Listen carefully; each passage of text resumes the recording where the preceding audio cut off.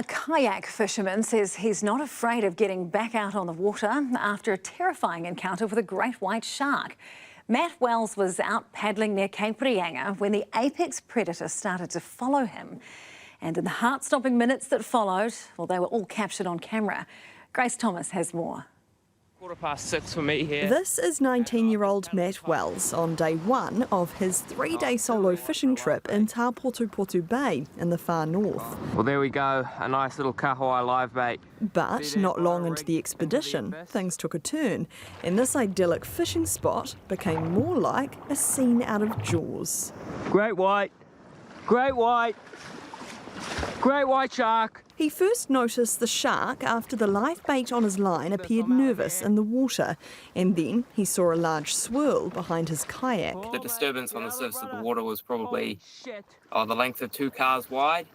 I immediately thought that's not a fish. What's going on here? Me, there's a huge great white behind me. I'm out of here. Well, the adrenaline instantly started pumping, and yeah, it was crazy, to be honest. Bit of a shock to the system, but yeah, just sort of rolled with the punches and tried my best not to completely freak out. While keeping a close eye on the fin right behind him, Matt tried to paddle away as calmly as he could. Please don't attack me, bro.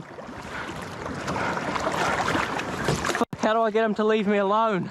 At one point, attempting to distract it. If I throw my water bottle, I know that I'm littering, but it might take his attention away from me. But with the shark still in tow, Matt tried praying to Tangaroa, the Māori god of the sea. Tangaroa, if you can hear this, please keep me safe, keep me well, and keep that shark from me.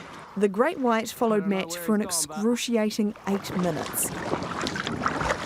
But shark scientist Riley Elliott says he did all the right things. He stayed calm, he did calm paddle strokes, but in saying that, that meant he couldn't get out of the situation very quickly. So it's that balancing act which he did do so well. He says the shark's behaviour is a reflection of their inquisitive nature. He was catching fish, which is the shark's natural prey, so of course the shark was going to come up and take a look. It does reflect their true nature. You know, they're inquisitive, but they're cautious. It didn't recklessly come in and bite his kayak and bite him. It was not trying to do any of that. Despite the terrifying experience, it hasn't put Matt off the ocean one bit. Well, I was back out fishing the next 2 days in a row. I moved locations as you would, but no, I still love it. It wouldn't change the world. I'm a little bit more head on a swivel, but just straight back out there. You got to get back on the horse and keep doing what you're doing. So, while he's back on the horse, or more aptly, the kayak, What the? this won't be an experience he forgets anytime soon. That was one of the scariest things I've ever seen. Sure, he was happy to get back on dry land after that. Wow.